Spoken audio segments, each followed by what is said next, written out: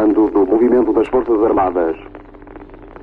As Forças Armadas portuguesas apelam para todos os habitantes da cidade de Lisboa no sentido de recolherem as suas casas, nas quais se devem conservar com a máxima calma. Joaquim Furtado aceitou, sem medo e até com alguma confiança, ler o primeiro comunicado dos militares que acabavam de fazer o 25 de Abril.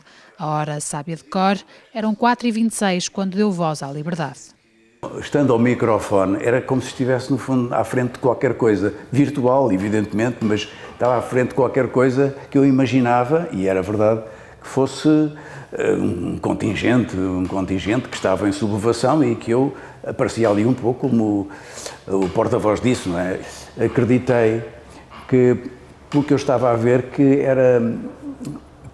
parecia-me credível a possibilidade daquele movimento ter êxito. E também achava que, fosse qual fosse o desfecho, Portugal havia de mudar, ia de mudar de uma forma ou de outra. Aquilo que estava ali a passar ia ter consequências. E acreditei que elas fossem positivas. Face ao contexto político e aos últimos acontecimentos, como a tentativa de golpe de Estado a 16 de março, o ex-jornalista acreditava que aquele dia iria mudar Portugal. À frente tinha um grupo de 8 militares que invadiram a Rádio Clube Português. Eu perguntei a um desses militares, que era o único do Exército, os outros eram todos da Força Aérea, eu perguntei-lhe, olha, o seu colega falou-me aqui de um movimento, mas que movimento é este? Movimento militar e tal. E ele disse-me, é um movimento para derrubar o governo, fazer eleições, por fim à guerra colonial, libertar os presos políticos, acabar com a PIDE, com a censura, enfim. E evidentemente que eu fiquei contente. Como é óbvio, não? Fiquei bastante contente e digamos, aquela minha inquietação desapareceu. E a confiança foi-se instalando cada vez mais à medida que os comunicados iam sendo transmitidos, isto é, os comunicados, desde logo esses 4 primeiros, e depois começaram a ser comunicados. Esses comunicados eram feitos na previsão daquilo que estava estabelecido e que iria acontecer. A partir de certa altura, os comunicados começam a revelar ou a espelharem aquilo que estava a acontecer de facto.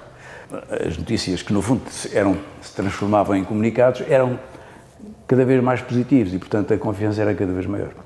A partir daquele momento, o jornalismo mudou radicalmente. O fim da censura trouxe à tona o verdadeiro jornalismo que se começou a construir.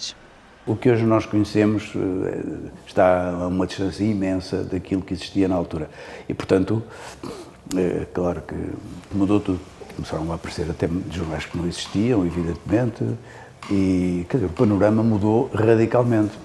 E mudou radicalmente porque o país também mudou radicalmente. Quer dizer, no fundo, o que estava a mudar era o país. O país mudou e, com ele, o jornalismo começou a adaptar-se à liberdade de imprensa. Joaquim Furtado leu o primeiro comunicado do MFA, já depois da transmissão do E Depois do Adeus e da Grândola Vila Morena. Grândola Vila Morena, terra da fraternidade.